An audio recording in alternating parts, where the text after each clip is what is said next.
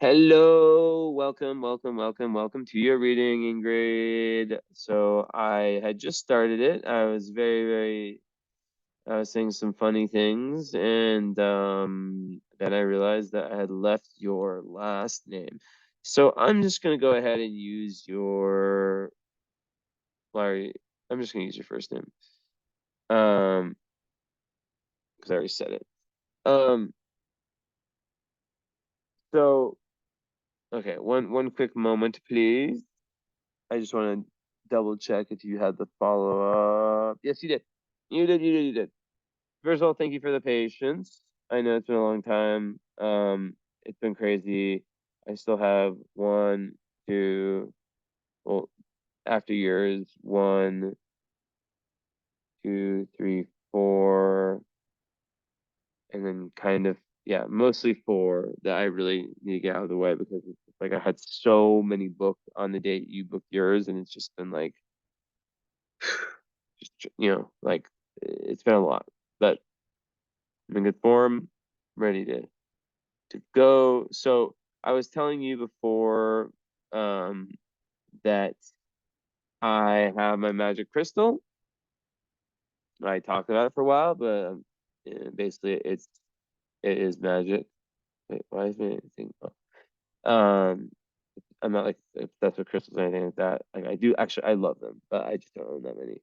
But this is one that's just like it's like a vehicle for me. Like it's like it's it you feel it. It's like so powerful. I don't know what it's called. I went into like this shop in Shasta. I was like, I want the most powerful thing crystal you have. So yeah, and definitely. Um, so let's dive right in. So I was telling you before that I like to kind of like meditate when I do readings. Like I'll memorize the chart in my head by looking at it for, a minute or so, and then I can always open my eyes. And I like to I like to like kind of channel. So I go back and forth, like channel slash like be in my intuition, not be distracted by anything. Um, and yeah, so I basically like to share the screen, is what I'm saying, and I go back and forth between sharing screen and sharing my face. It just really depends on the reading. So let's get down. I saw your chart. I was deciding between you and a different chart to do because you guys, like exact same time. And I was like, you know what? This is the one I'm doing. Why? Well, guess what? You have your part of fortune on my sun, and we're both eighth house Pisces, which means we're both Leo rising too, which means we have a lot in common. Um, and even like your Venus. Are you born 1990? No, you're not. So yeah, even we have Venus and Aquarius together. We both have Mars and Aquarius. Holy shit, we have so much in common. So I'm like, I didn't even see that. I swear, all I saw was that you were a Pisces.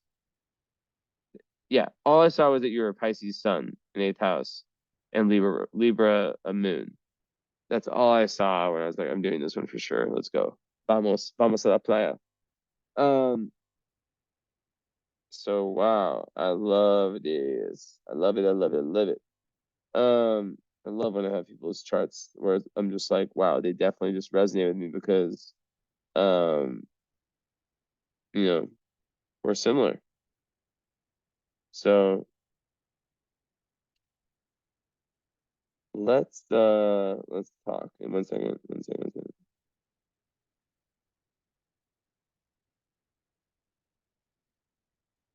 Hold on. Hold on. Hold on.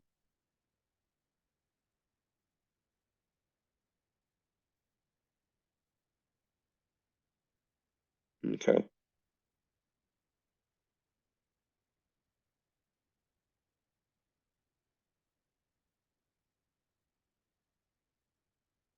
Okay. Very good.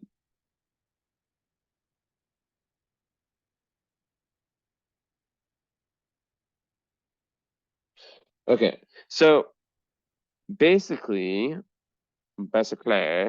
um, being a Leo rising. What do I know about that? Um, the thing is, you have Chiron in Leo on your rising. So Leo rising is obviously all about shining. It's not in the egocentric way. It's about finding authentic self-expression, as I like to refer to it. And people who have Leo rising, their sun, the house of their sun, because it makes your chart ruled by your sun, which is very powerful. And it's the only rising sign that makes your chart ruled by your sun. Nothing else does the job. So with that said, what I will say is that the 8th house, which is the house of the esoteric, of the occult, of the underworld, it's the Scorpio house. You know, it can get dark, yes. But really, like I said, I'm a Pisces 8th house sun, so I know it quite well.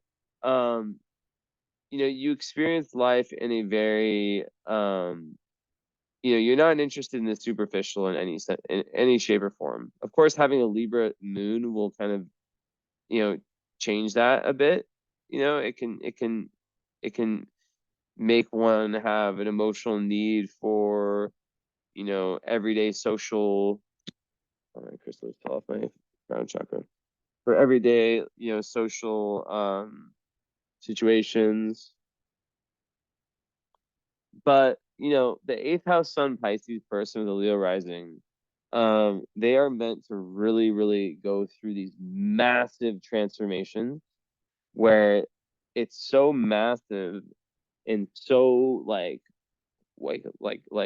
there's such a major difference between you at one stage or era, if even epoch of your life compared to another, that you look at yourself. I swear, I've said this to so many people, and they nearly always are like, "Yep." You look at yourself at different times, and you're like, "That feels more like an actress playing me than me," which is pretty trippy to think about, right? Because you're here to transform. Um, you're here to transform, and so that's awesome. Now there can be some issues with that, in the sense that you'll have a tendency to be a lot deeper than other people. And what can happen is, if you, for example, I see this a lot with clients, um, even with myself to an extent, but like I've been able to move around. I live in Romania. I grew up in the Pacific Northwest. Um, Basically, and by the way, you're Oakland. I was born in San Francisco. My mom lives in Marin County. Um, but basically, like, you feel like it was an actress playing you. It wasn't you, Like, yeah, it was you, but it's like you've grown so much since then that you feel like it was an actress playing you. How trippy is that shit? And that's how I feel. And that's how a lot of my 8th house sun people feel. And having in Pisces is very interesting, because Pisces is the malleable energy, right? It's the energy that is the shapeshifter. So, right off the bat, you know, like, we have so much in common. So this is so fucking dope. I've had charts like this before, right? So, but it's not so common that I have someone that has so much in common with me, and I fucking love it when it happens. I can already feel your energy through just your chart, and it gives me a feeling of freedom, like freedom of self-expression. I really do feel like I even without even like knowing what you look like, I know nothing about you. Like, I do not look at your profile. I don't want to know shit, you know. And you're 92, so you're, yeah, like I said. So there's a lot in your chart. I love it. Okay.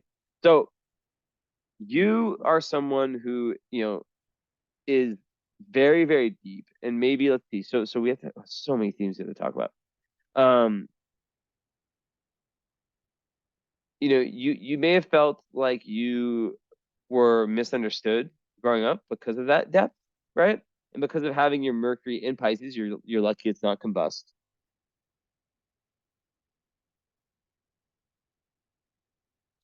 Just sipping some kombucha. I found this like good kombucha here from Italy. God, it sounds so like bougie. But yeah, anyways, so you need a lot of space, right? Because what can happen is this osmosis type thing, right? Where when you're around people too much, especially, oh, you're lucky you passed the transits that I'm going through right now. But if we do a current astrology reading, as a part of the follow-up, we'll definitely talk about that. But yeah, you passed the Neptune squaring your Pisces planets. Interesting. But yeah, by the way, I might as well just say it now. I'll probably talk about it more later. You have a follow-up. Nearly every single person, unless there's like a financial constraint, they get the reading, they love the reading, they watch it 3 times, 4 times, 2 times, I don't know, whatever. Take notes. We have and they decide to add the current astrology to the follow-up. So instead of it just being one session, right? Or 1 hour of follow-up about the natal chart, there's 2. Sometimes last one I did, the one I did yesterday actually was 3.5 hours total. First hour follow-up, and then it's usually it's usually 3, but I did go a little bit over for her because she made like a lot of compromises for me. She really was helping me out a lot with having to change dates, and I gave her a little bit extra. I gave her like I gave her basically like for what she did, like 10 minutes of like astrocartography, kind of, yeah, around 10. But anyways, and we had lots of technological issues because she was in Nicaragua and her Wi-Fi was pretty like having issues. But the spirit was so high that literally the Wi-Fi, which usually is super bad, lasted pretty freaking good, like a 9.5 out of 10, right? Throughout the whole reading, and then at the very end, it just died. Like when I had 5 minutes left, and I was able to just like, send it to her via the recording and via voice message on Instagram. So, anyways, that's side story.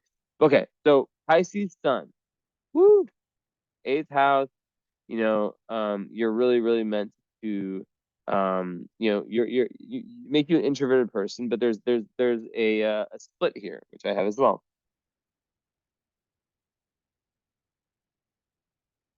So split in psychology, I don't know if you know, is basically 2 conflicting parts of the personality that you need to integrate, right?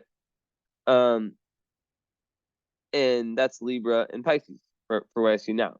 Now Libra also teams up with Aquarius because they're both air signs.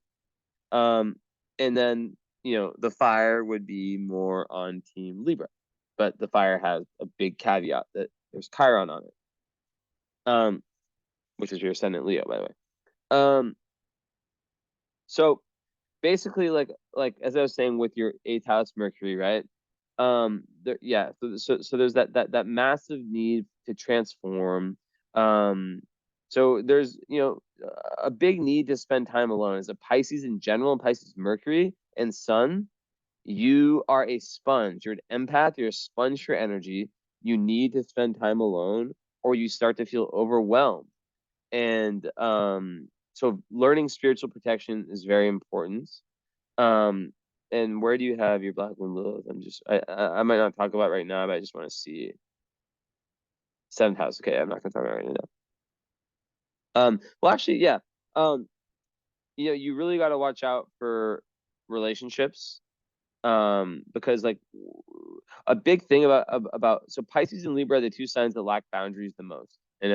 You're either laughing or just like, yeah. So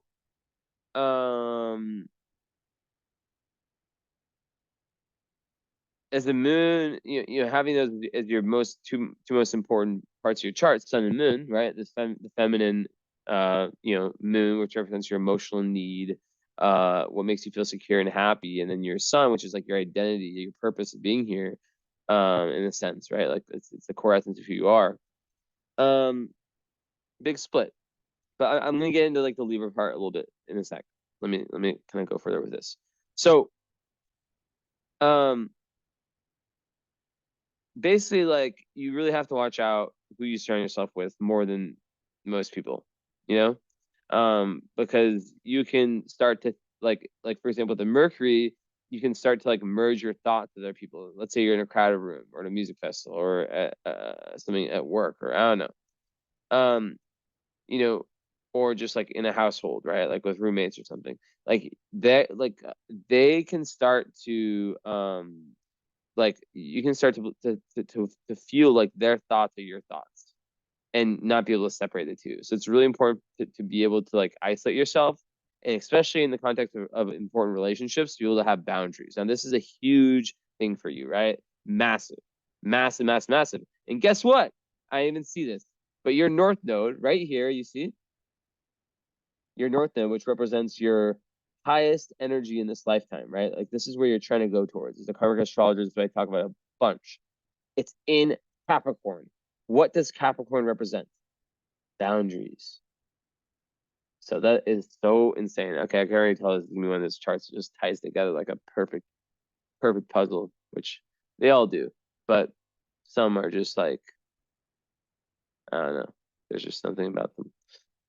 So basically, like in this lifetime, you're trying to become more like you have energies, like parts of your personality and of the way you are that make it more difficult for you to achieve this, which is a very big sign of an advanced soul through my eyes, right?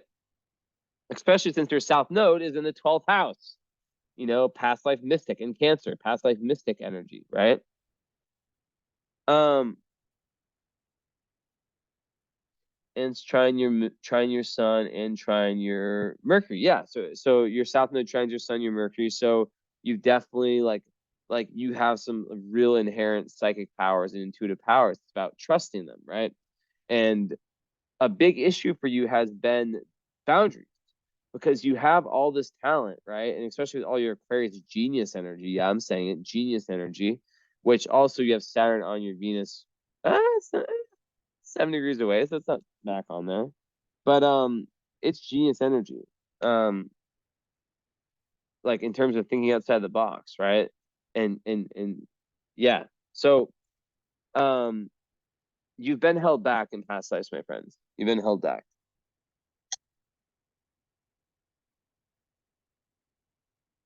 So good, so fruity.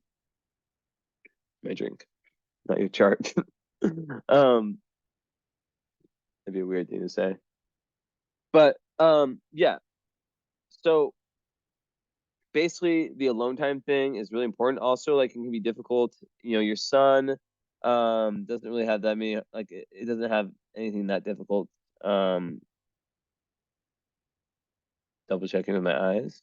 It opposes Jupiter, so that's just kind of just like, don't, like you have to watch out for being like overly indulgent and overly over the top, especially when it comes to risk taking. But overall, it's not such a such a crazy one. Like Jupiter, opposite sun when integrated can bring great luck, and it can be great for leadership. Another thing about your Jupiter in the second house alone, right? I mean, you've got this baby Vesta over here, but that's an asteroid. That is, and this never fails me, I always say it and everyone always agrees, the financial guardian angel, right? Basically, people have second house Jupiters and your charts are similar to mine, so you might be from I'm not predicting this, by the way, but either you're from like money is not, you have really good money karma, in the sense that like there's lots of people who have charts that they're really meant to learn lessons that are learned through money or lack thereof, right? In your case, a second house Jupiter is like, think of it like a financial guardian angel. So it's not necessarily saying you're like a millionaire or billionaire. That's more like what the fixed stars would show.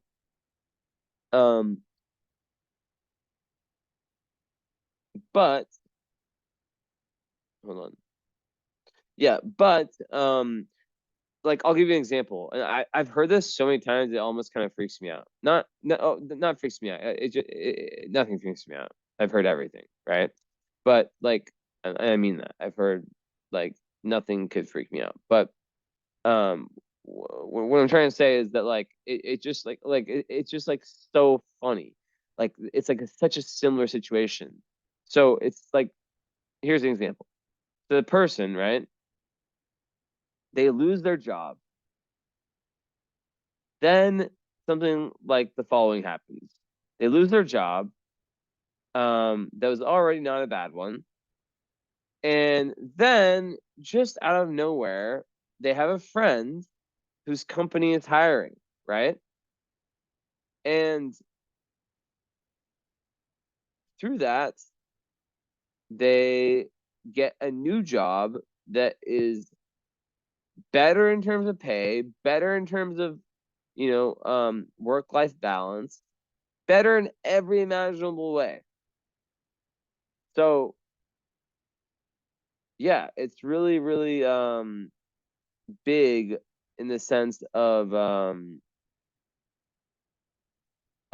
folk of me. It's an indicator to me, and because I can also relate to this, that certain people, like I said, you know the cosmos, your guides, your soul, your higher self, whatever you want to call it, is wanting you to focus on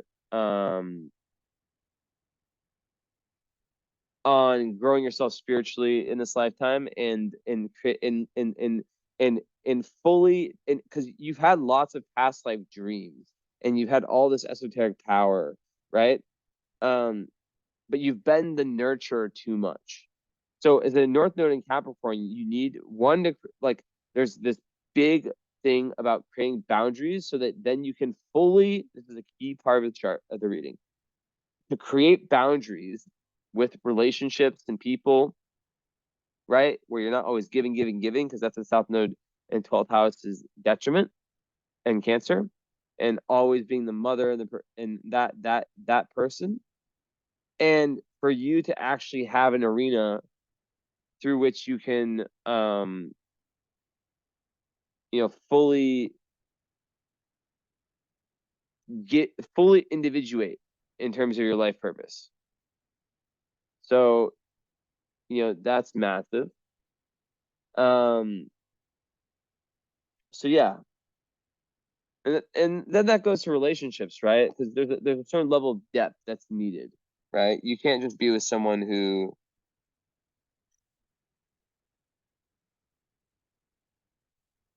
like, especially Venus and Aquarius, Mars and Aquarius, like I have, like you are not gonna have like a traditional taste. You'll be interested in someone because they're different, you know, because you're fascinated by their minds. Like Venus and Aquarius people will have like very like funny, like for me, for example, like I wouldn't date a girl. I have a girlfriend, long-term girlfriend, but I wouldn't date a girl if I didn't respect her music tastes, right?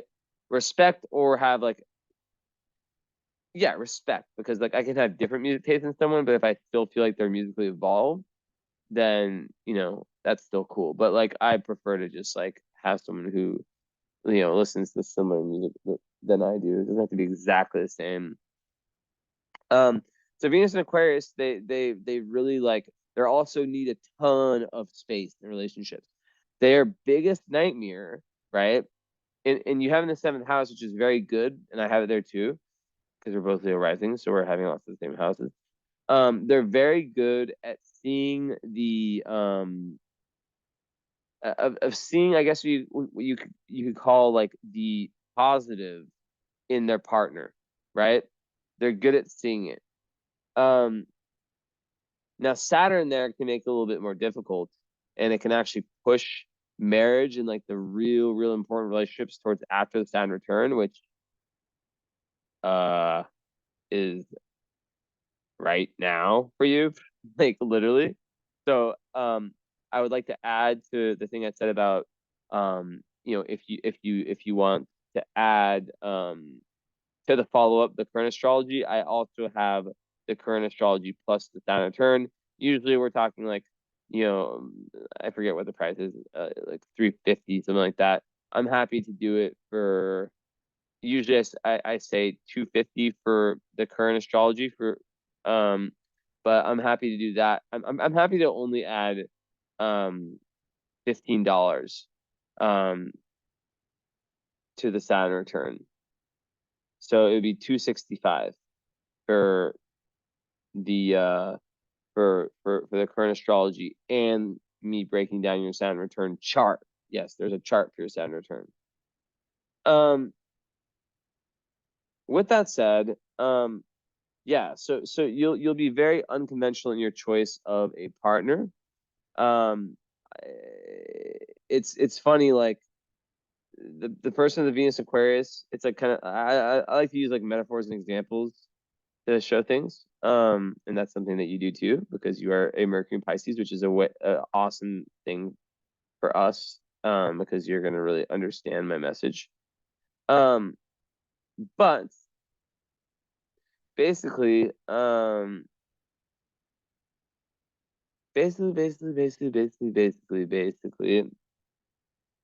like the Venus Aquarius person is a person who, like, of any Venus sign, would be the person who would date someone in a wheelchair, or like someone who they're like just like in the like who would date someone like who's like in a wheelchair because they're so fascinated by that person's mind, right?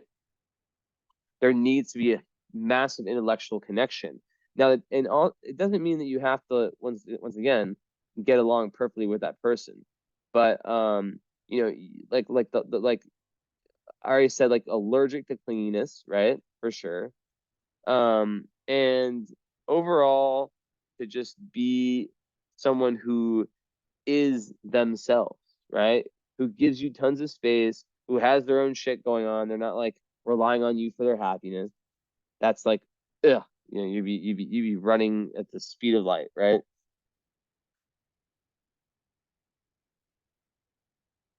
But yeah, you really like someone who is different,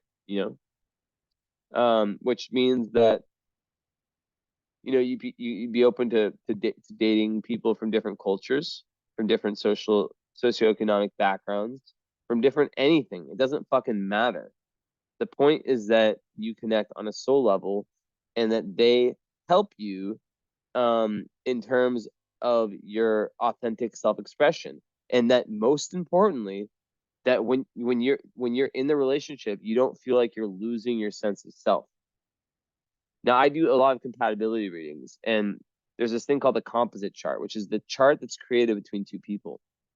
My belief is that so many of the modern relationships fail because the people are too clingy, they're relying on each other for too much, and they lose sight of their natal chart, and they're too much in the composite, and then shit gets all weird, right? So the Venus Aquarius person is very aware of that, intuitively aware of that need for space. So it's very important that your partner is someone who can provide that. And yeah. And you may also be very interested in like very artistic people, forward-thinking people, people who are rebels, like rebellious people who just like don't give a fuck, like not in the bad sense, but who just like they're doing their thing, and just like unconventional people, those special types. Now, back to what I was saying earlier. God, there's so much energy in this chart. Communications can be a bit blurred, right? So it's very important for you to have like a BFF that's like a Virgo, or like a Taurus or something, someone who can give you it straight, like especially when it comes to love, right? Because you might misinterpret things. You'll be very, very good at understanding the high spiritual, like you are a natural in that. Just like me, we have the same, we have Mercury and Sun in the 8th house, right? In Pisces. you're natural. You could be an astrologer. You can be a psychologist, right? You could be any of these things, right? And if you do have very good money karma, you might be in this position. I really need to get into this, like Chiron, your ascendant, where you can choose a career that's more based on your healing, your inner healing yourself. Now, speaking of healing, so you're a Leo rising, as am I, but there's a big difference between us two. I feel like I should have said that with like a soprano, like Italian accent. There's a big difference between us. No, I can't do it. Basically, this Chiron is the planet of the healer. So I want to give the good first, right? Chiron the ascendant people. My mom has it. She's she's an acupuncturist, but now she's doing less of it. But like she's a healer. And she's a shamanic practitioner as well. But she's more in the business world now. Yeah. But basically, like people who have Chiron rising, they like, especially as a kid, they tend to almost like, I'm like thinking in French and Romanian, uh, like to hold this, like they almost like externalize this pain outwardly, and they can get bullied, right? And they can almost have this kind of sad look to them, right? But like the Leo rising will push that away. I mean, it will definitely help it, but it still's there. But maybe definitely not to the extreme if you're like a Capricorn rising. Oh God. But anyways, basically it makes me like, it shows me that you're meant to be a healer. Now, when someone comes to me who's younger than me, I always know there's something special about them. I always know.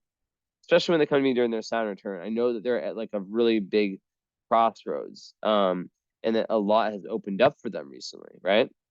Especially, you with your 22-degree. I'll get into your moon. Don't worry. I'm going in this very intuitive way, which are the best readings when I do this.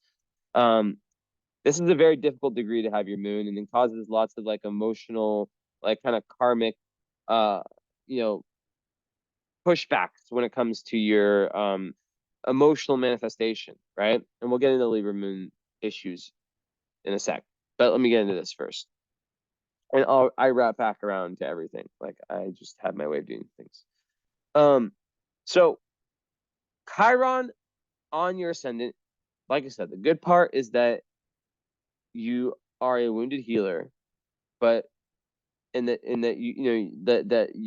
you're meant to be a healer, right?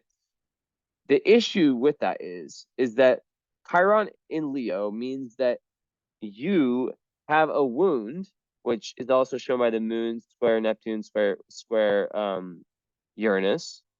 A wound around being yourself and around expressing yourself creatively.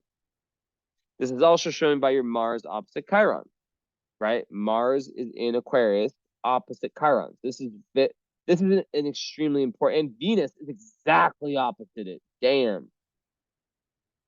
So this is what I make of it. You have this Leo energy that wants to come out and just be, why is the word flamboyant come to mind? Just wants to express itself. They feel like they have this this you hear the passion in my voice. That's my Leo. Like, they have this like very, very like important mission in their lifetime. But the Chiron may be a parent, maybe a trauma to the body, because the Chiron in the first house could have related to something physical. But there's something, could have been bullying, whatever it is, that made them lose touch and not feel like they could be kids when they were kids. So there's lots of inner child work that's needed to get to where you need to get, right? Now, let me get my meditation.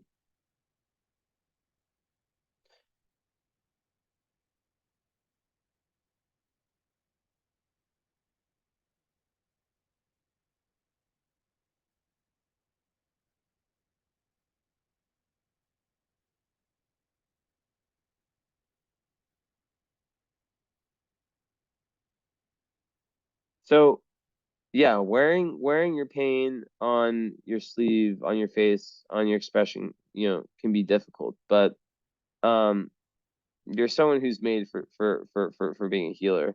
And inner child work, and really like taking creative risks is the way to get out of it.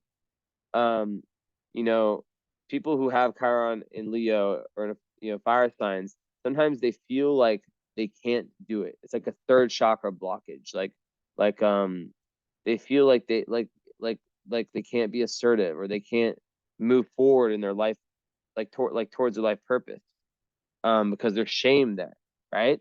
So liberating your Leo rising is very important, and that's done through inner child work, getting in touch with the inner child. And one of the best ways to do that is therapy, but also, which I offer, by the way, I'm a 2 master's degree in psychology. I can't call myself a psychologist because I didn't go for the bullshit PhD. Not that all PhDs are bullshit. It's just like, it was bullshit for me to do 5 years of something I didn't care about in research. Sip, 1 sec.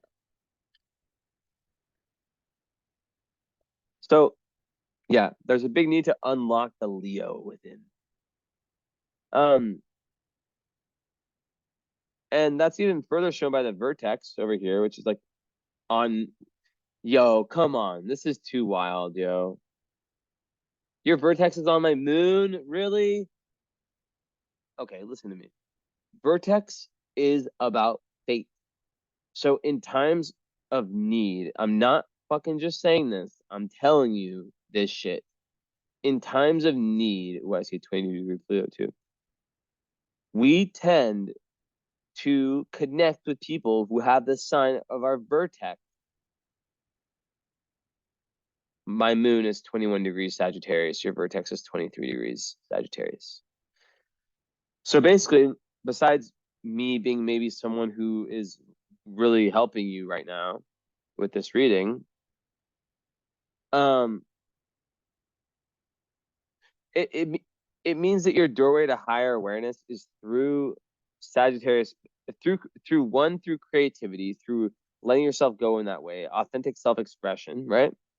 And 2, through the Sagittarius energy, which is traveling, experiencing different worldviews, but also traveling metaphorically, which can be like getting into things like astrology, numerology, different philosophies, different world, anything that opens your eyes to the potential of different truths, right? That's very important, and it can make one a very great teacher, right? Make one a very, very great teacher. Now carrying on, so the Aquarius energy in opposition to the Chiron in the Leo is very interesting, because your Aquarius energy might feel locked up a little bit. There might be some shame. Ooh, I'm getting somewhere further. And there's Saturn there too. So there could be some shame that maybe came from the parents, because your sun and your moon are in signs that have absolutely nothing to do with each other. They're 5 signs away. So I'm not saying that there's a divorce, but I'm just saying that the parents are probably very, very different one from the other in terms of their worldviews. But that Aquarius part of you, which if I had to describe that energy, it's like the path less traveled energy, right? The person who just is themselves,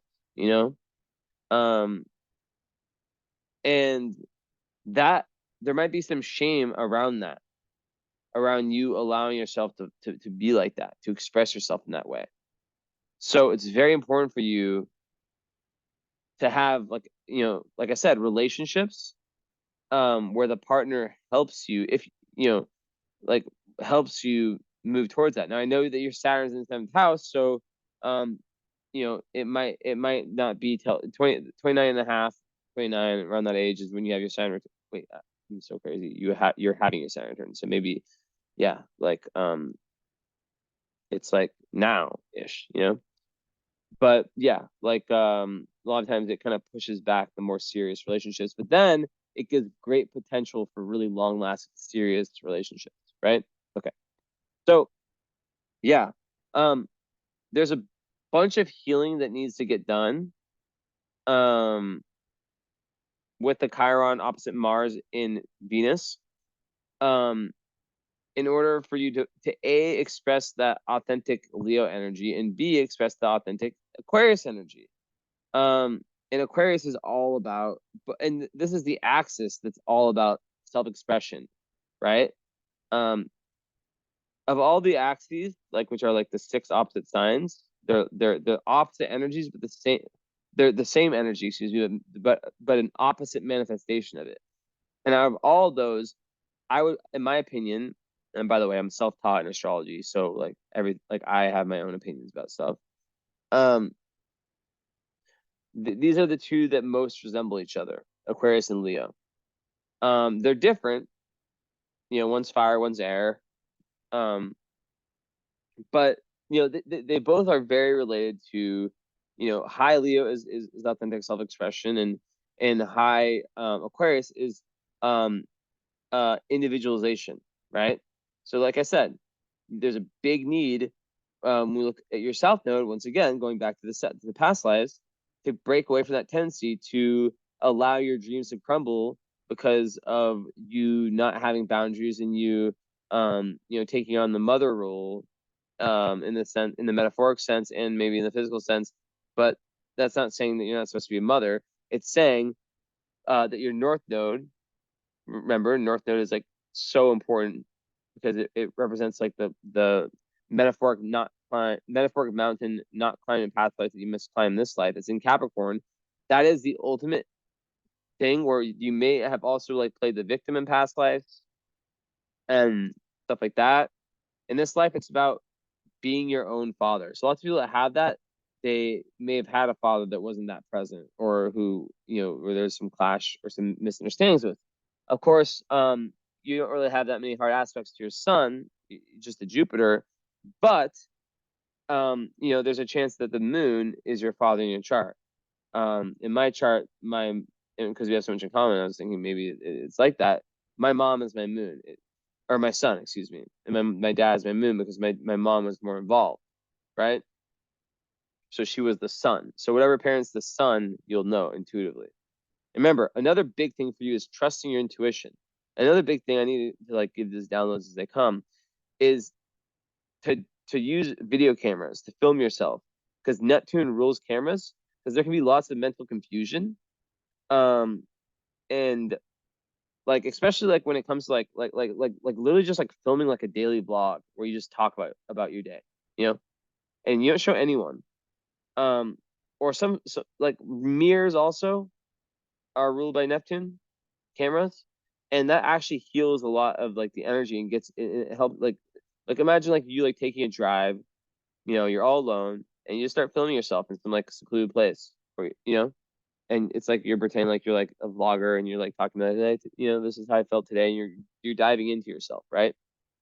But yeah, there's like a deep introspective nature, so it can be difficult finding people that match that. And because you're a Libra moon, which is very social, and we tend to be more in our moon signs, in my opinion. I believe that we are in our moon signs more when we're growing up, because the moon is the instinct, right? Um, and we sort of move into our sun signs, um, which have more to do with I mean, they're always present, right? But yeah, the moon I can definitely dominate, right? Because it's that instinct, right? And yeah, so there's a big need to move into like the high Pisces energy, right? With connection to the divine. But like being your own metaphoric father in this lifetime is massive. Like that's North Node and Capricorn shit. And it's in the 6th house. So it's showing me that in past lives, you had all these great ideas, all these great dreams, all these great aspirations, but you didn't manifest them in a physical form. So in this lifetime, it's time to manifest these things in a physical form. One way of that can be being of service in your career. Your midheaven is 29 degrees. Wow, you have so many critical degrees. Aries. Wow. So that's like really interesting, very entrepreneurial. Wow. Yeah.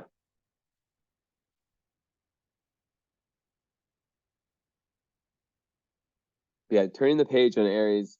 So, um, yeah, like I think that like lots of karmic endings when it comes to like your career slash dharma slash like outside life purpose.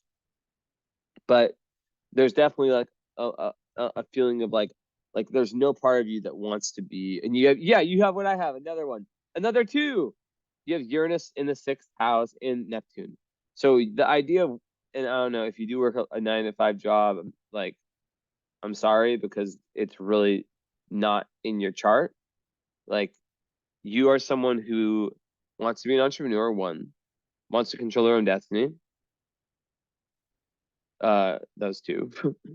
Three, who is a natural healer. So things like psychology and any kind of healing. I'll be very honest, it's very hard to make a living in astrology. It's not impossible, and your chart is very good for that, but you kind of have to have like some other source of income. Um, like or a way, to not depend on it. It just gets really difficult. Um, it takes a lot of time. But anyways, so yeah, and I will get to Libra. I will get to your Libra moon. But where was I? Yeah, so with the North Node with all that stuff in the sixth house, it's like your job is very important to you. You want to like really be honorous or honorable and give back to society. But then like Uranus in the sixth house, like it's what, 4 a.m. to me, this is nothing, This is when I feel most empowered.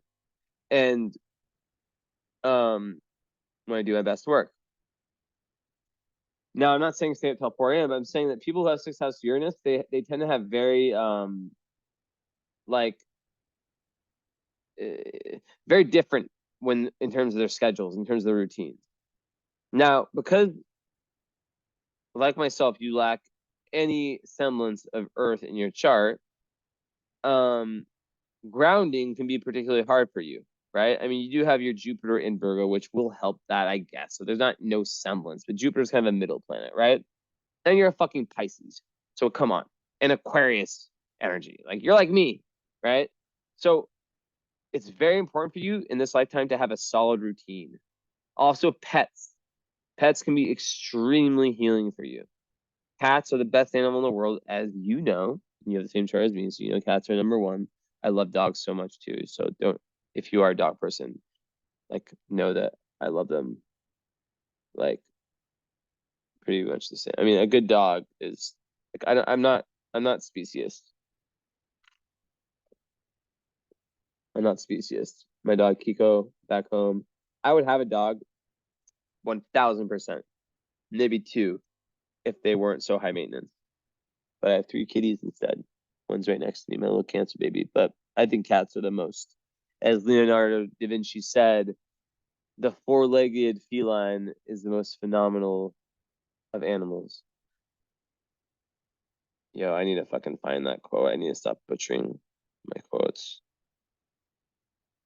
Wish I had the Neuralink so I could just like pull that one out. Shit, where we at? Da Vinci quotes. Maybe I'll post in my story. Oh no, not quotes. Cat. Duh. Wait, but like it gave me this quote and it's telling me that I need to read this. Learning is the only thing the mind never exhausts, never fears, and never regrets. They wanted me to read that. What's it? What's it? I don't fucking know. And also, wisdom is the daughter of experience. Okay, that one I just read. Nothing can be loved or hated unless it is first understood. Ooh, I like that. He was a pretty smart guy, I guess. Okay. So this is what he said. The smallest feline is a masterpiece. Oh, I love that quote. And there's another one that says, the cat's nature The cat is nature's masterpiece. So we had 2 quotes about them. I'm sorry, but I'm posting this shit right the fuck now. Because cats are the best animal in the fucking world, with dogs and dolphins also.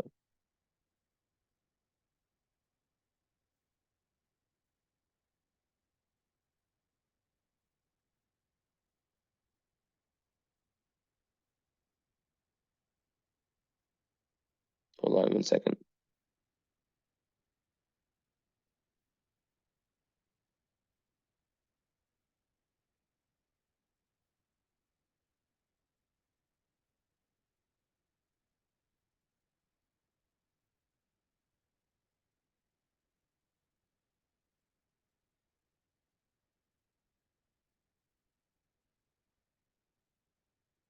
Sorry.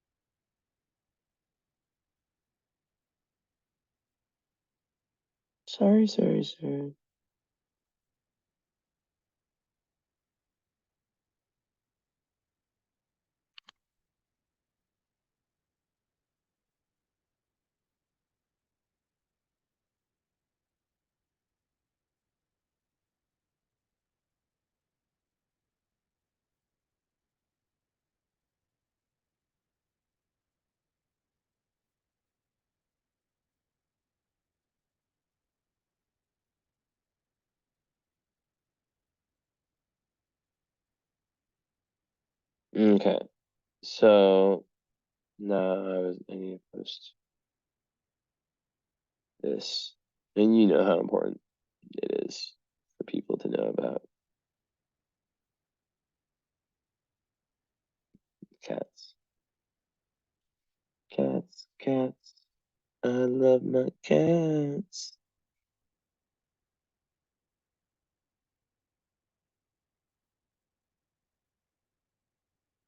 The cat is nature's masterpiece. It's so true. They're perfect.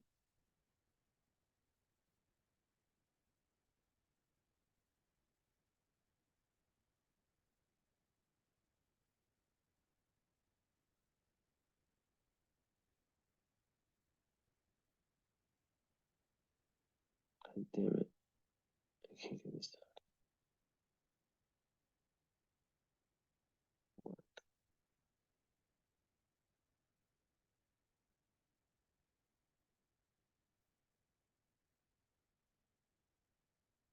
This should work.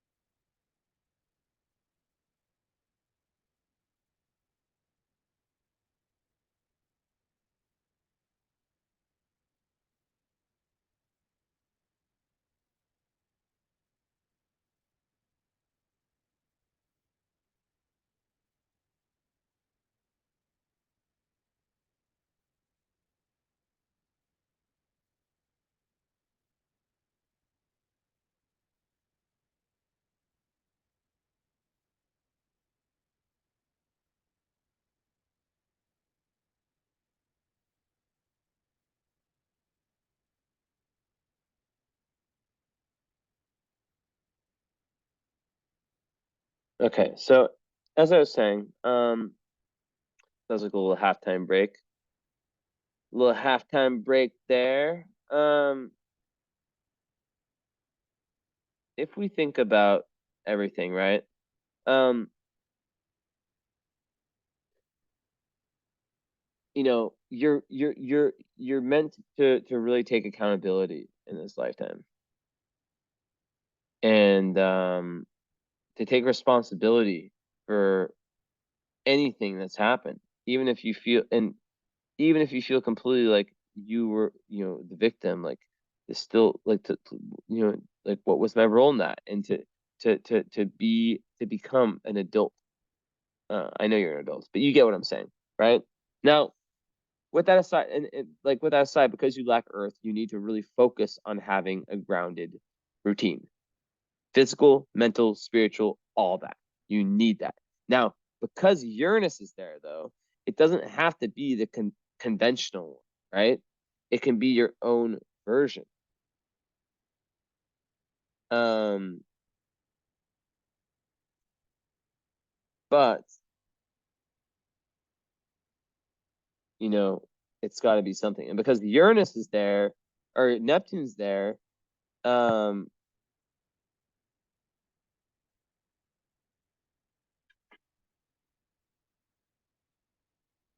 because your Neptune's there, it makes it so you may like sixth house Neptune people, like I have it too, like I said, like the everyday like mundane existence is so like, ugh, it's horrible, you know. And you want to have your daily life, your daily job be about service. That's what fulfills you when you're helping other people or just helping the world in some way. Capiche? Capiche. Um, okay.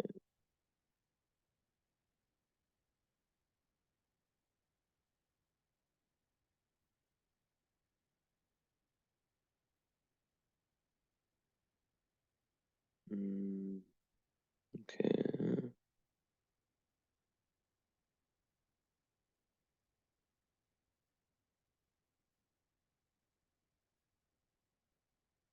Mm,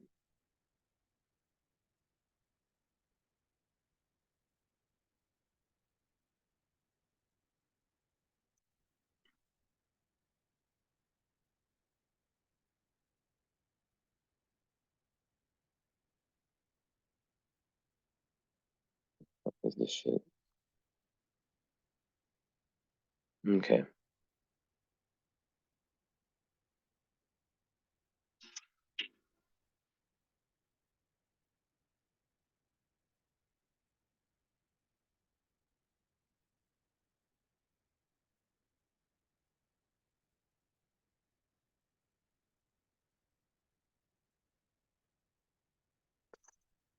So yeah, you know, it makes a lot of sense. Now, let's talk moon.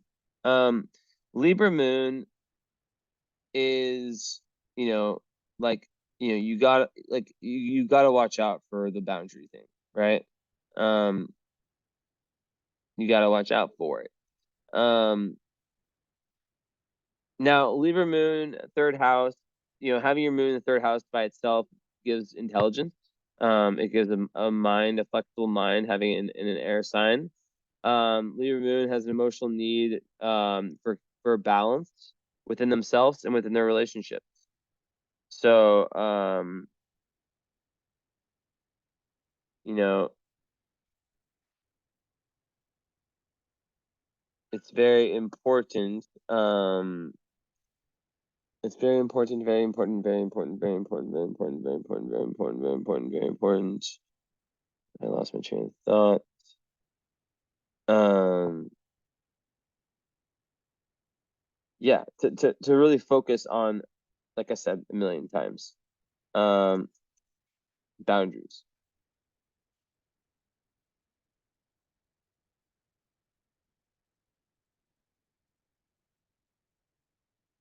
And the Libra moon has trouble.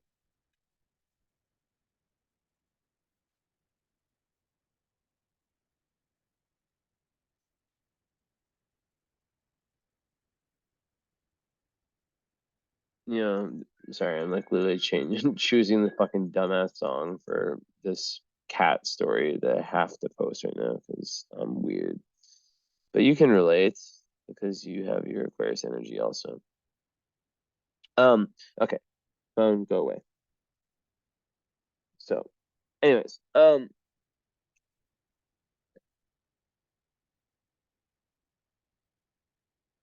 I want to reemphasize, like I like to say things like multiple times when they're very important. Like you need to recharge. You need alone time recharge, especially in conflict, especially as a Libra moon. Like, you know, with the Pisces, like you find yourself in your time alone. Some relationships, if you're in a relationship, like it will not work if you're too close to that person. I sleep in different bedrooms than my girlfriend. I will never ever change that. You know, so it's either like accept it or don't be with me. You know, because I can't. I also have like a not disability, but I have a sensory deficit disorder. But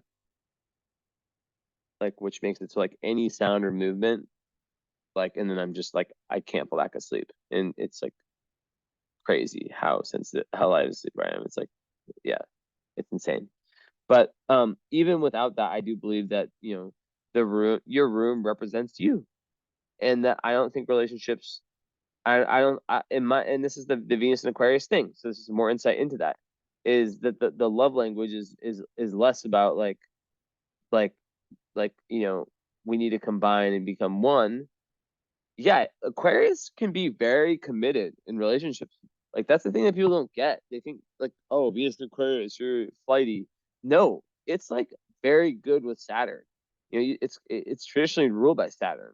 So when you know, someone with Venus and Mars and Aquarius really is down with someone, like they can be very committed.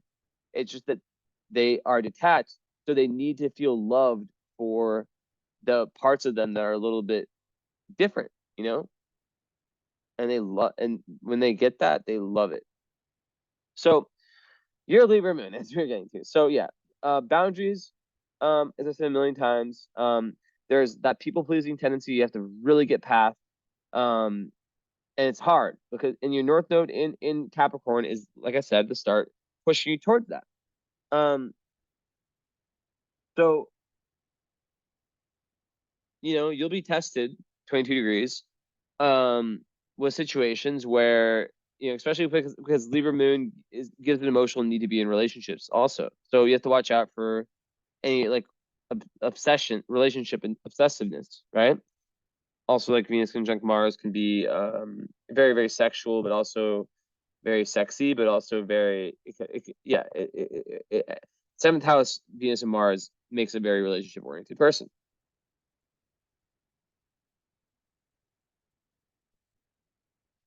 But it's funny because, you know, it's in Aquarius, so it's like very relationship oriented, but then very detached potentially relationships. Um, but yeah, the Libra moon makes it even more relationship oriented, and it's just like to make sure that you're once again not like like a low vibe Libra moon thing to do would be like, just because there's such a need to have balance within the relationship or within the friendship or within the, you know, yourself. No, more so externalized, right? They will put themselves down in order to restore balance, you know, or to have balance be upkept. So, you know, it's just important. You know, it's just important. Um, it's just important. So, it's tough, you know, and the people pleasing, um, you know, like Libra moons really find it difficult to have people not like them. They really want to be liked and accepted. Um, so that's kind of the more difficult parts of Libra moon, but you know, it gives amazing artistic ability. Um, and you know, it makes you like a designer at heart. Um, it makes you, you know, able to see the beauty. in life. It makes you an idealist. I met a good amount of Libra moons in my time, and it's an air moon, but I still find it pleasant. You know, it's a Venus ruled moon, so your emotions have a sense of beauty to them and harmony, right? Now, there's a square with Neptune and Uranus, which is gonna kind of mess with that a little bit. So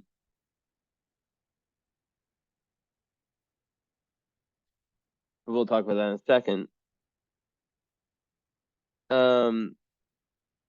But yeah, like this. So this moon in Libra, this works really well with all that Aquarius energy because they're both air, right? Um, so that's kind of like on that part of the split, that side of things, right? Is the Aquarius, Libra, and even Leo, right? Because that's the fire and air masculine. And then there's the Pisces. Your chart's so much like mine.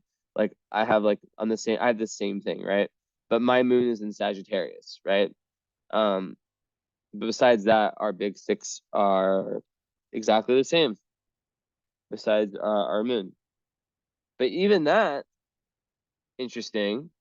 Our moons are exact sextile, meaning they're exactly 60 degrees away, which is a really actually good position. So we definitely like have a lot in common.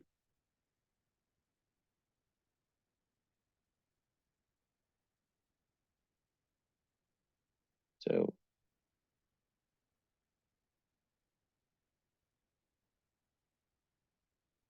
yeah. Um, moving forward.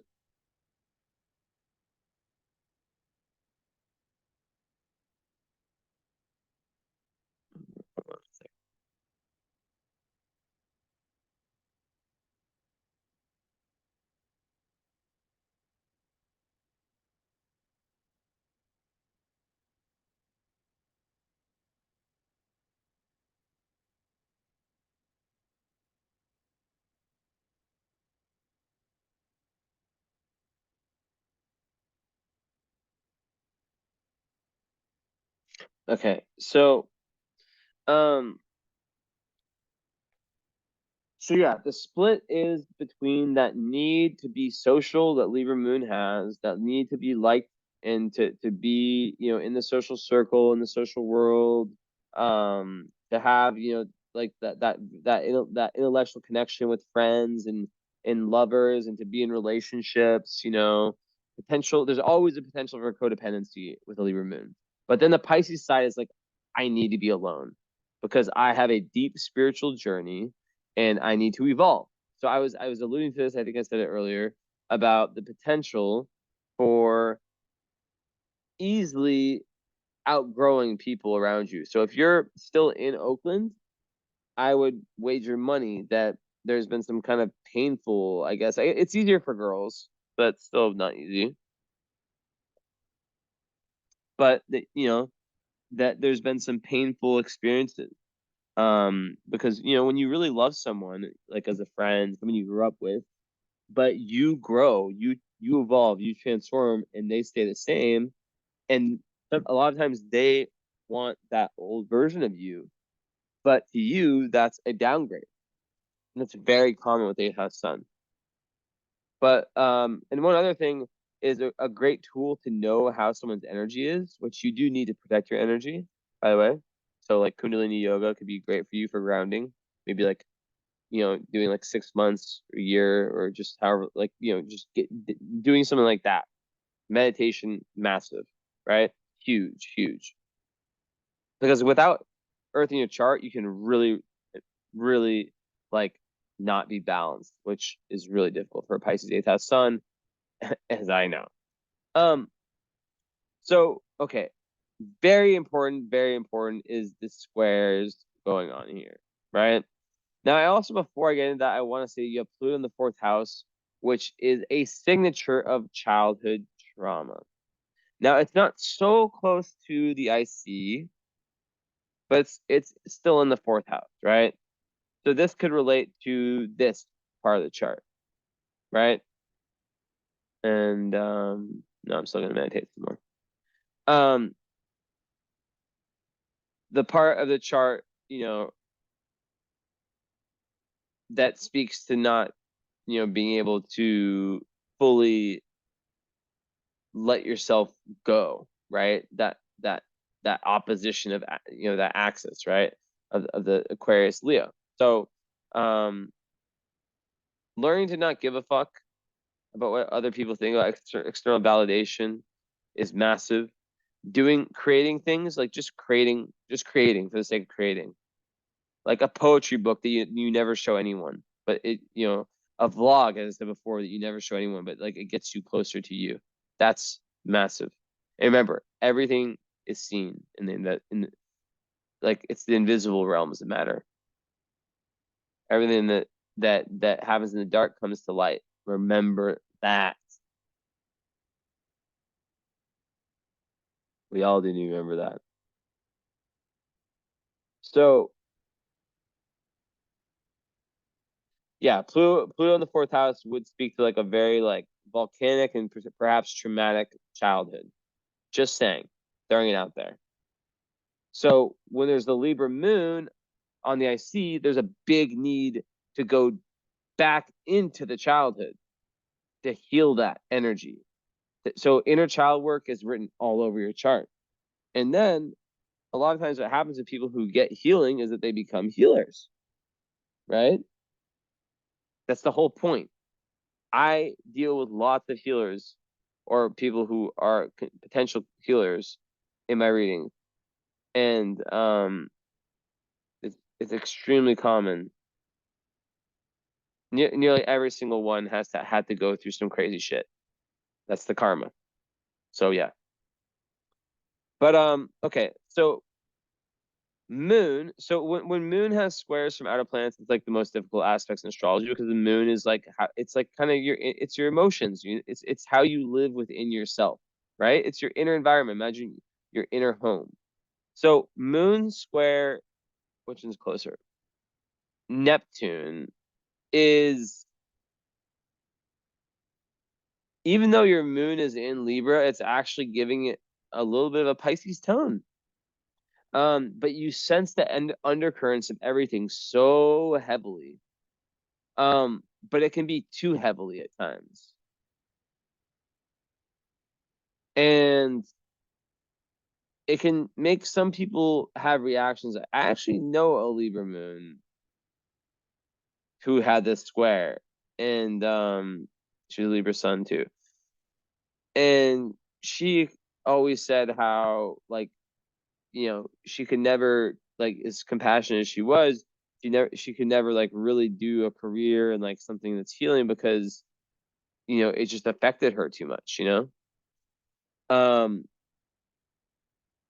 So that's one part where, you know, that level of empathy and compassion and being at that sponge for energy is too intense. Now also, Neptune is fog, right? And by the way, all these hard aspects are meant to be overcome and become superpowers, right? But what can happen there is that can really fog one's emotional understanding of themselves, which can get in the way of their, you know, relationships, and get in the way of their self-image, and can lead to lots of confusion on the emotional level, paranoia, thinking something is something is what it isn't, thinking something's there when it's not. The goal to achieving that is just awareness of it, and just like deeper, you know, like eighth house is about shadow work, death, rebirth, transformation. So just going deeper into yourself, and then you start to integrate it, and it can become actual psychic powers. Now with Uranus, it's similar. But the thing with Uranus is that Uranus square moon can give a very volatile emotional life, where there's this back and forth swinging between different emotions, and it can be quite unsettling. It could perhaps be related to like a mother, or even like an early, life experience of, you know, moving around a lot. Maybe the parents were divorced, you have to move, or, you know, something like that. But overall, it goes further into that need for you to have that physical routine, day-to-day balance, which your north node is saying, please give me earth. But your chart's like, I have no earth. And as I said before, the person that has their north node, where they're trying to go, not supported by anything in their chart, is an evolved soul. They've chosen a difficult mission, but you're here to transform. Now your Pluto is at 22 degrees in Scorpio. That is one of the hardest degrees in all of astrology. I'm very sorry. That is Serpentis. That, could be related to some very, very traumatic experience from childhood. And I have Pluto in the 4th house also, so like, but mine is square my nodes. So it's like mine's related to past life. So it's not from this childhood. Yours is not linked to the nodes. So, and different people experience trauma in different ways. One person's trauma is not trauma to another person, right? But Pluto, it's usually pretty undeniable. Let's, being honest. It's usually pretty, yeah. So overcoming that huge need to go back, in childhood. If you're ever interested in astrological based counseling, I do that. I have room for I probably have room. Yeah, I have room for one more client in that, and then I'd have to shut it down. But it's very, very, very deep, very, very, very healing. That's neither here nor there. I just like to kind of tell people what I do. I also teach astrology 1-on-1. And offer several other kinds of readings. I just like to tell people because I never do that. People think I just do natal chart readings. No, I do everything. So yeah, the Uranus one, like I said, there's a big need to find grounding, and there's also this inborn rebelliousness. So a lot of times it's to the mother, whoever the moon represents. Also there could have been, there could be the case if the moon, the least dominant parent, let's just call it them, if it's like one of them was like not present, with Neptune, where they just weren't present in your life, right? But then on another level, it could be just like this need to rebel against them, right? And sometimes with the square with Uranus, it has to be integrated in a way because the person can be so like rebel that even if it's like something that they should be doing, they'll choose but that's not the rebellious quote unquote route. They might choose the rebellious route, and they can be very, very big risk takers and have, a lot of issues with emotional stability and unpredictability when it comes to that, and always wanting the new and shiny. And it can lead to relationship problems because it can lead to lots of commitment issues, like the grass is green on the other side type energy, right? So yeah, we can talk about more about that in the follow-up. But one thing that really helps, especially with this Pisces energy, even though it's opposite your sun, Jupiter in the 2nd is very good on its own for self-esteem. So that's nice.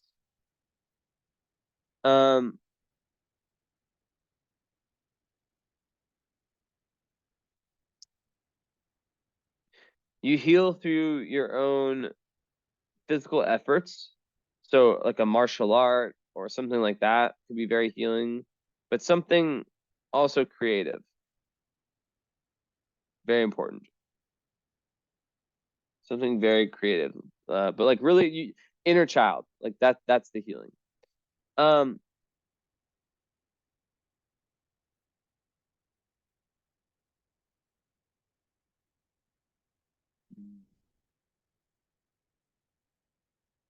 Also make sure like there could be a tendency to like promise like too many things that you can't follow up on. So make sure you don't have Superman or Superwoman syndrome, where you promise more than you can really fully like do. Yeah. So okay.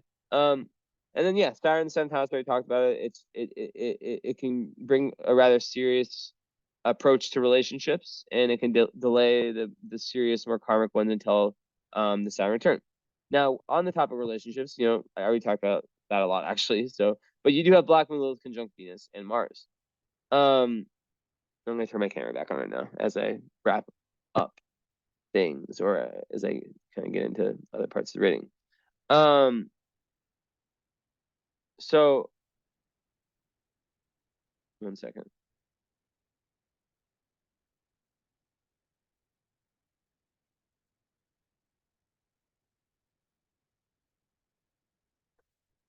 So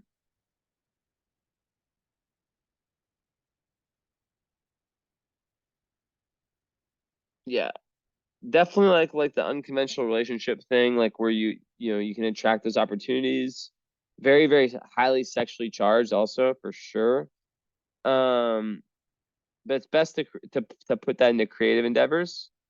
Um, there could be like sexual magic rituals, that kind of stuff. There could be like lots of witch energy. Um, and yeah, it's all about like breaking conventions in relationships, which goes perfectly with the Aquarius Venus, right?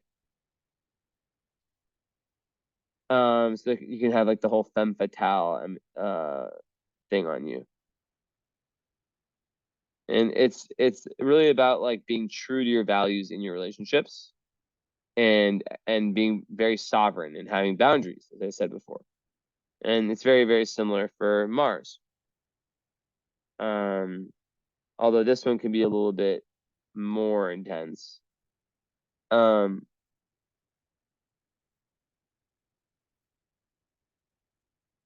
but basically, Black Moon Lilith in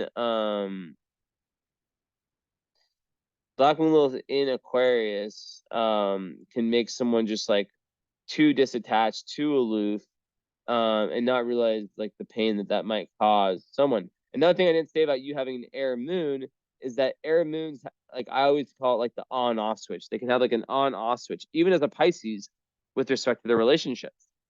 Um, like there's a Cancer moon and a Libra moon. The Cancer moon, like the same thing happens to both of them. The Cancer moon cries about it, gets it out of their system right away. The Libra moon might not do that until like 7 months later, so things can build up.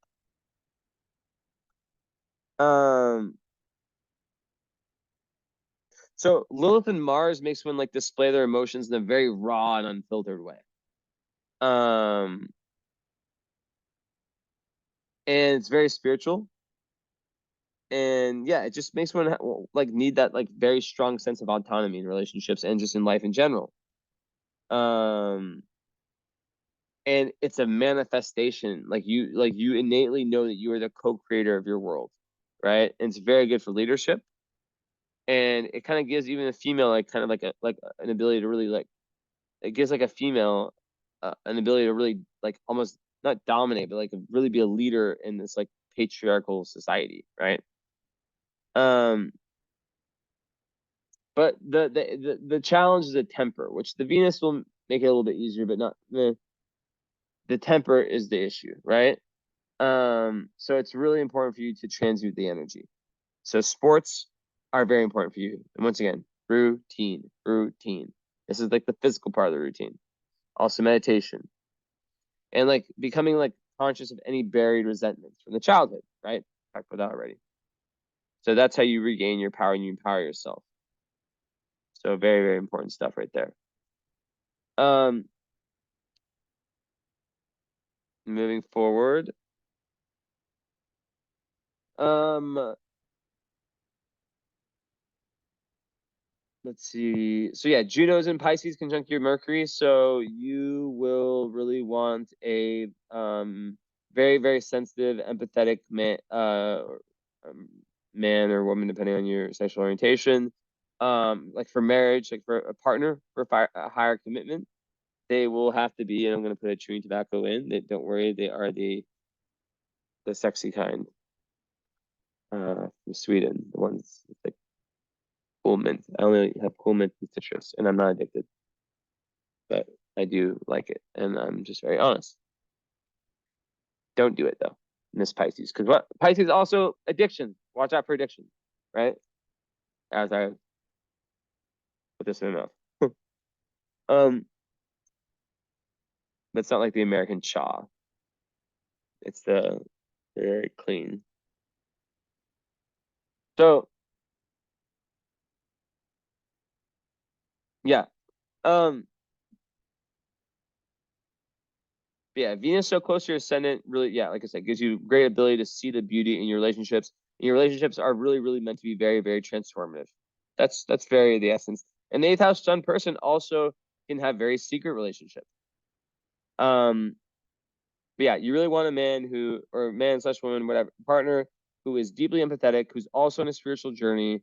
It doesn't have to be like the exact. It doesn't have to like look externally like yours, but they must be changing and evolving, or else it's not going to work. Just being honest, it's not going to work. And if they're staying in the same place and you're growing, it just won't.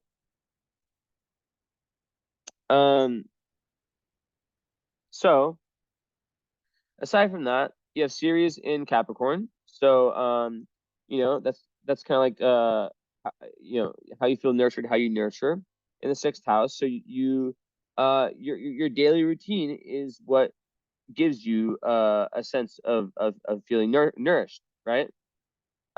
Which is very important. Your health, all the stuff we talked about. So, and also being a service to other people.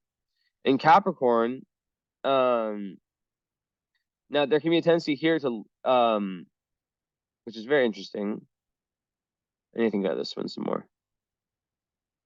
Yeah, I think it's more about achieving your goals. And you feel good about yourself when you achieve self-discipline and when you achieve your goals, which is like around your north node. And yeah, it does definitely add some kind of like some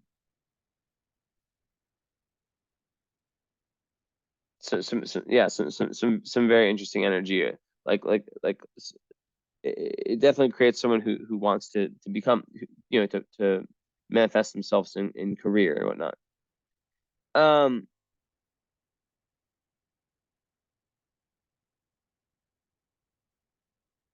So there's one parent, if it's a father, like there's one parent that there's really difficult karma with, one that's seems to be quite good.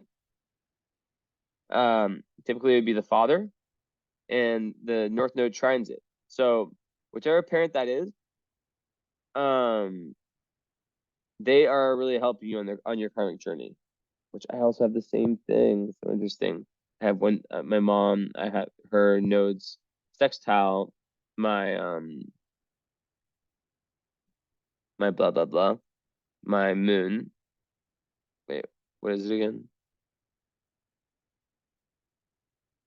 In my sun or my moon? No, my moon. No. I have moon sextile south node. Yeah, and trine north node. So yeah. So one of your parents really pushes you forward. But yeah, like Ceres also squares your moon, so it's like that's more kind of difficult energy around nurturing and emotional needs getting met by the mother. Now, going on with the asteroids, you talked about Juno. Heart of Fortune is on my sun, so that's another indication of like of our connection, and just the fact that you're at your greatest joy when you are in that high magical Pisces energy of eighth house of really transforming and growing and getting deeper in yourself spiritually. It's a nice placement. And also it's something that, yeah, it's a kind of your flow state, right? So it's very, very good for healing. So yeah, a big need to like surrender the personal ego. And yeah, spiritual unity is what gives you like is gives you the greatest joy.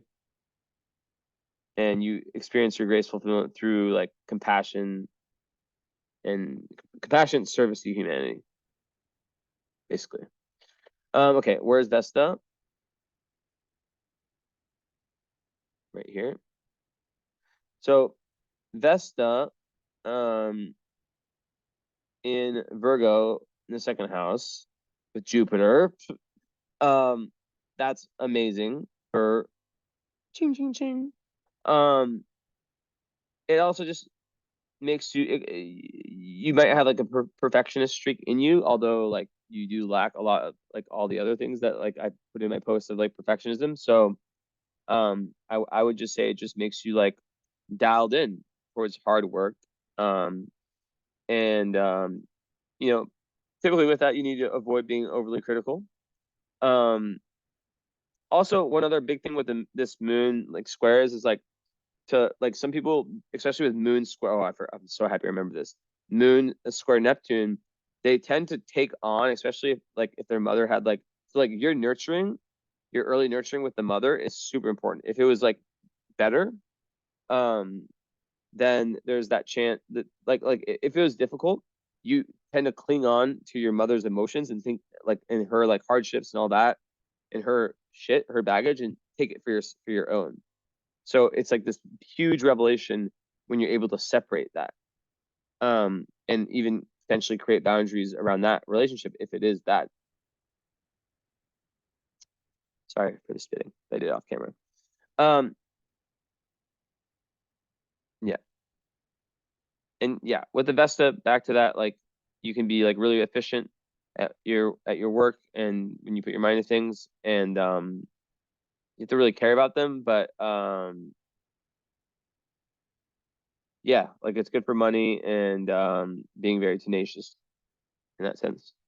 Okay, so where is Pallas? Pallas is the kind of like the third eye to the fifth house in Sag, conjunct the vertex. So, you know, you it just adds lots of creativity, very like artistic talents that need to be unleashed through the Chiron Leo thing I talked about, and you know, good for children too. And also another thing about vertex fifth houses means that you can like you can like experience a lot of like growth and doorway to higher awareness through children, whether having them or being around them. Palace and Sag, it's like yeah, it gives you this ability to see the big picture, to really sense the big picture, and really enjoying philosophical discussions and being like a defender and a seeker of truth. So it's very good placement for Palace.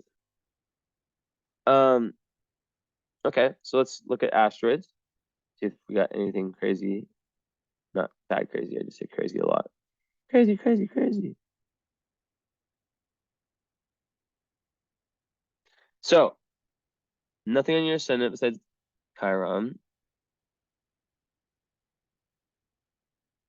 Zosma on your Jupiter. So that is and Psyche. So check this out. Psyche on Jupiter actually. Have I seen that one before? But Zosma is one of the it's a fixed star that relates to it's linked to things like astrology, right? And truth seeking, you know, like it's very esoteric. So yeah. Yeah. But like Psyche and Jupiter, and I'm reading this, makes a good administrator, business person, philosopher, teacher of spiritual pursuits, and knowledgeable about languages and their origin. Last part was a little bit random. But another thing about Psyche typically is that it can give someone like it's usually with like the Venus and the moon, so maybe not as much with Jupiter, but you can take it for how you want to. It can give someone like a youthful look throughout their life, like they like just externally can like stay looking young. So, okay.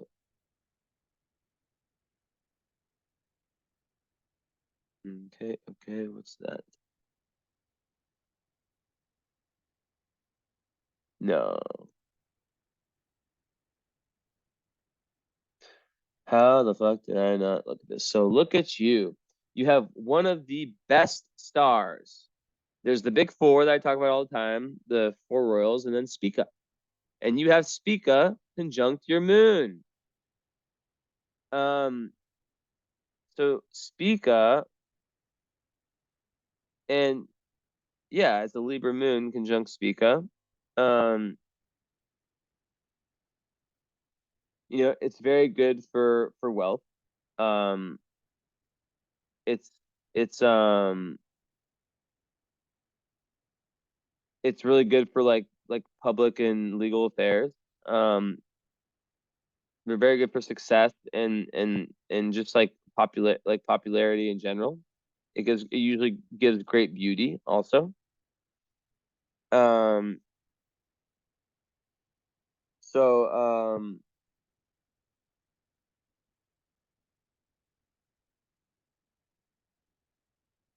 yeah. What else about Spica in the moon?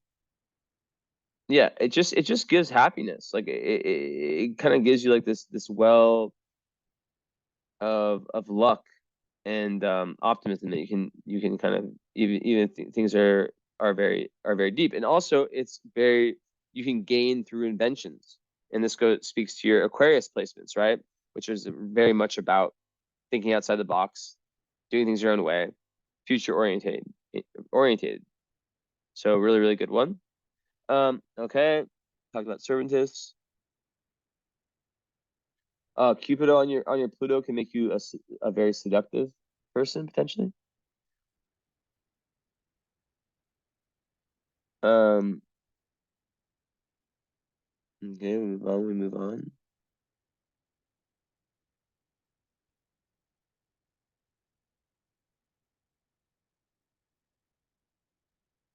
Okay, what's this one?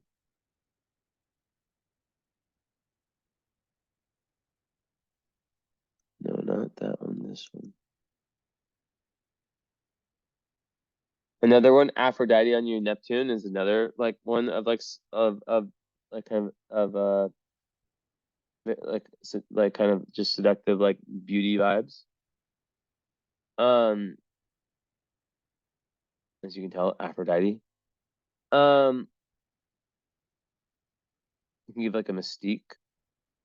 And okay, talk about that, talk about that. Oh smoke. Look at you. Okay, so you have two Fomalhaut, which is one of the four royal stars. Now it's not smack on your sun. But it's still important. It has to be really, really close to really like, you know, like be like crazy. But still, you're born your sun at the within 1 degree of Fomalhaut, which is one of the four royal stars, and that is the endless divine imagination and inspiration. Um, so there can also be like lots of gains through inheritance. Um, you have to watch out for being like easily influenced, like so that it goes back to the whole boundaries thing. But like it gives like a divinely creative um you know um it's just like divine creativity. Um, it makes an artist, an idealist, right? But there's the need to keep, both feet on the ground, right? Instead of the head in the cloud. That's the big thing, which I said many times, right? Um, okay, moving on. Nothing on the midheaven, and yeah, that's about it. But I could also speak about um Was it Vega? And which one was it conjunct? Was it Uranus? Yeah. So Vega and Uranus, it can you just have to watch out for like being over the top and accident prone. It can give strong passions. There can be like this gain and loss, like gain and loss up and down. And it can create like many open and secret enemies.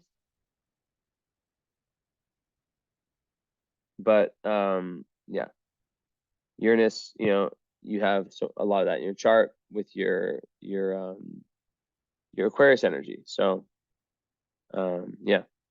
So anyways, that's it. Thank you so much. Hope you love this, and let me know about the follow up and whatnot, and we shall be in touch. I highly suggest, unless there's like some, finances or whatever that's like blocking it, to do the current astrology and Saturn return. So follow up, of course, like no pressure. If the follow up is all you want, that's totally cool. Like 1000%. I'm just saying, nearly everyone does that, and they love it. It's a completely different side of astrology. I use all my predictive knowledge, and yeah. So let me know, and thank you for your patience, and I hope the wait was worth it. All right. Bye-bye. Ciao.